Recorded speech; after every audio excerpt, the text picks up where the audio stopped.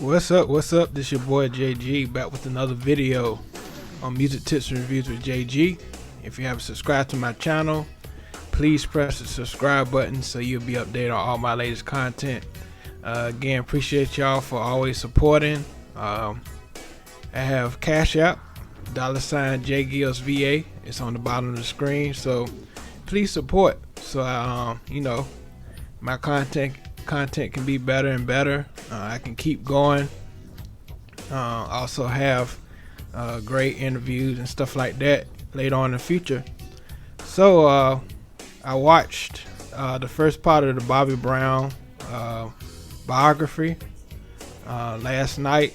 It was pretty good. I think it was as good as the Janet Jackson. Of course, Janet Jackson is she's a she's very famous, and of course everybody's gonna give her documentary more attention than Bobby Brown.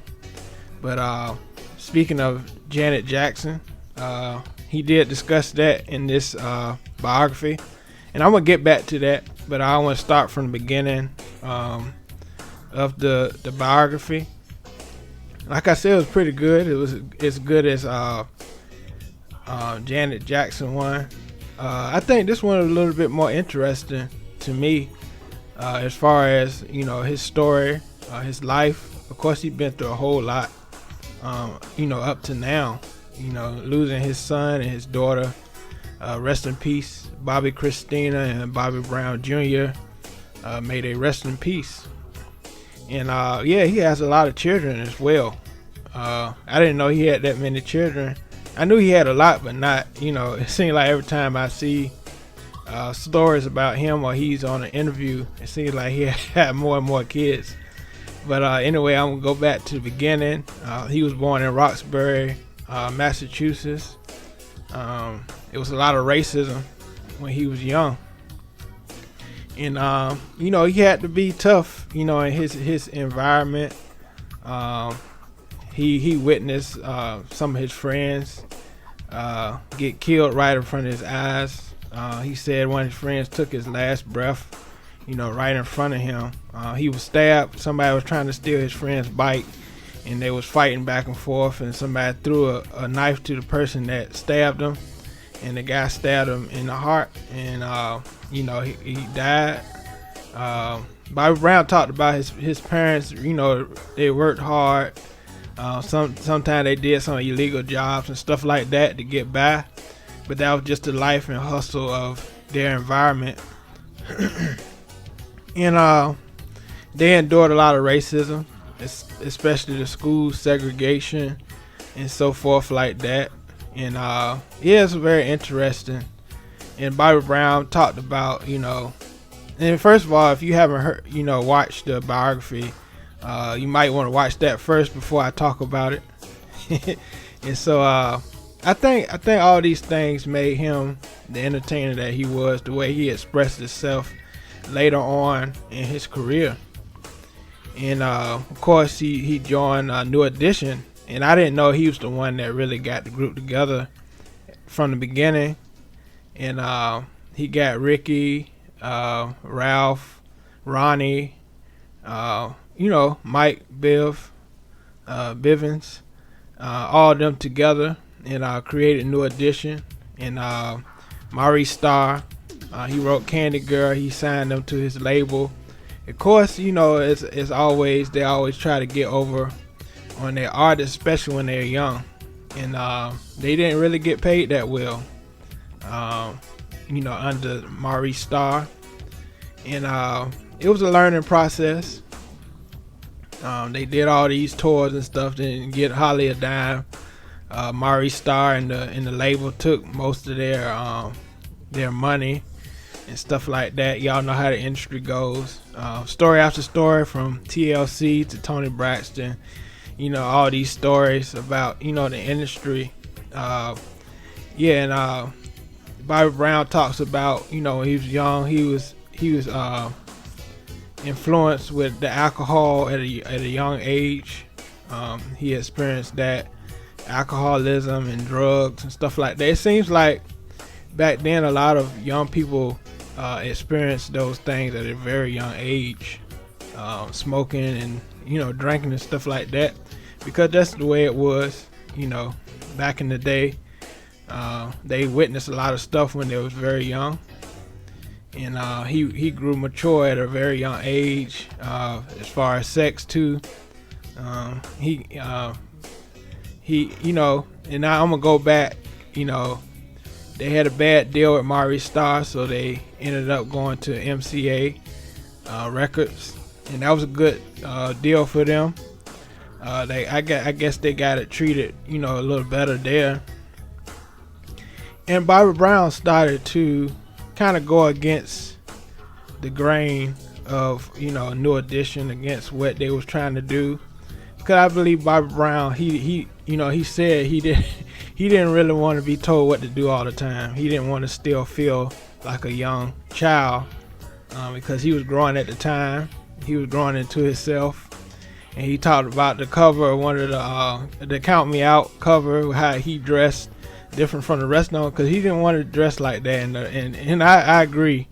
The way they was dressed was whoever dressed them it was crazy.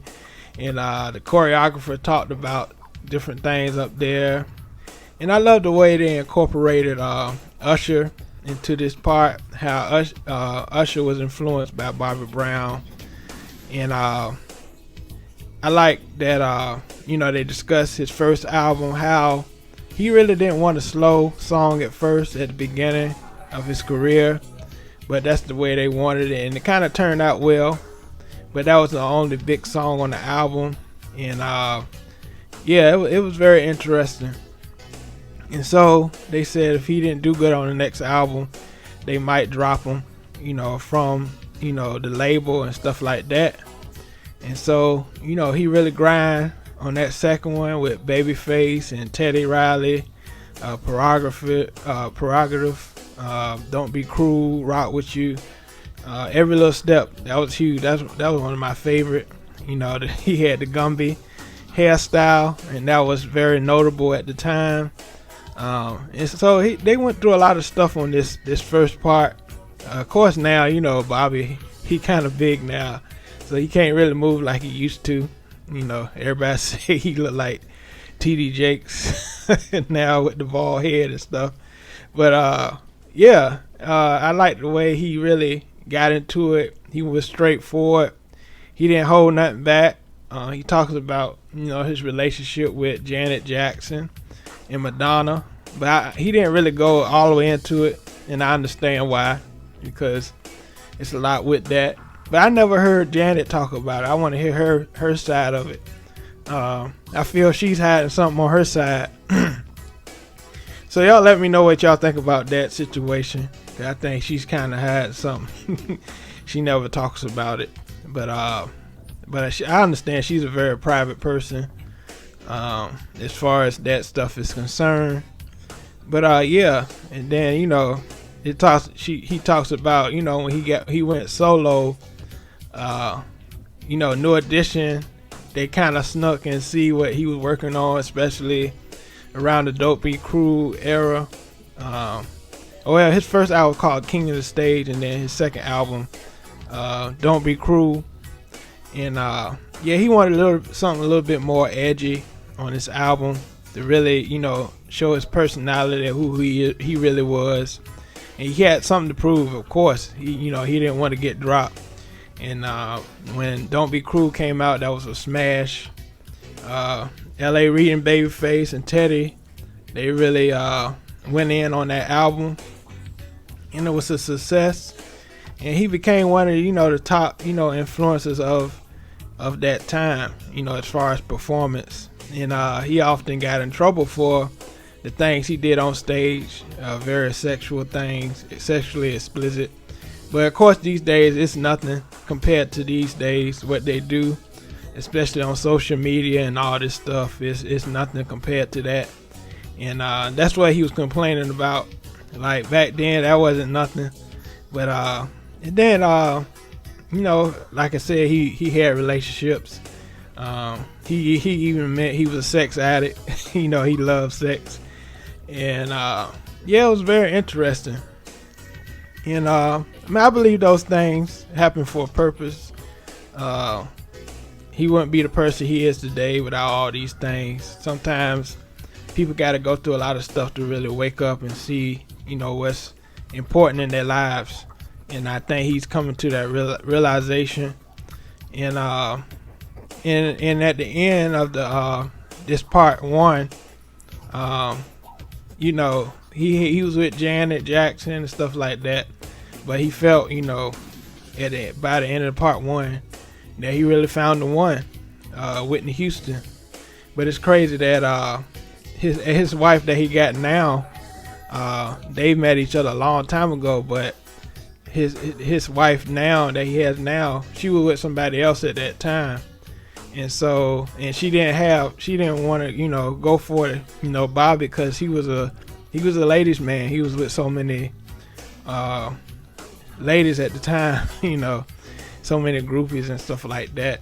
And so it ended up, at the end of this part one, he met Whitney Houston at the Soul Train Awards, and the rest is history.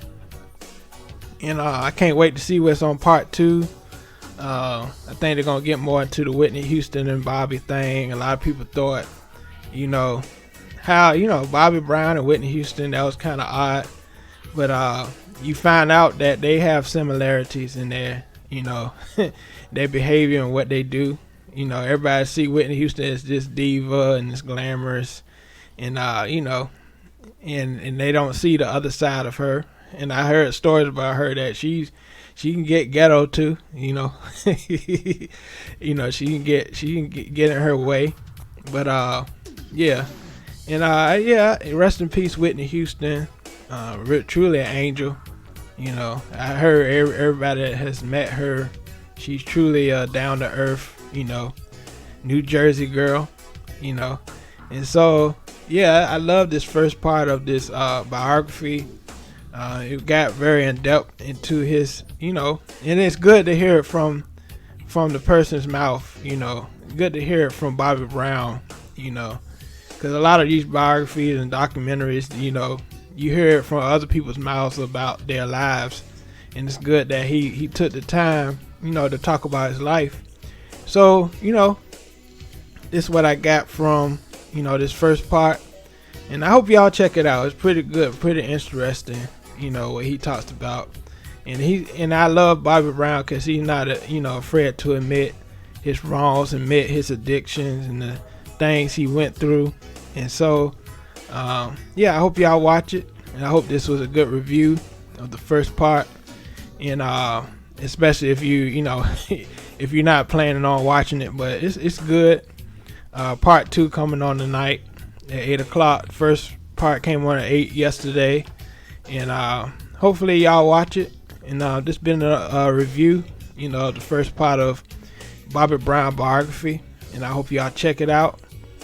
It was pretty good. Alright, this been another video from your boy JG. Alright, peace.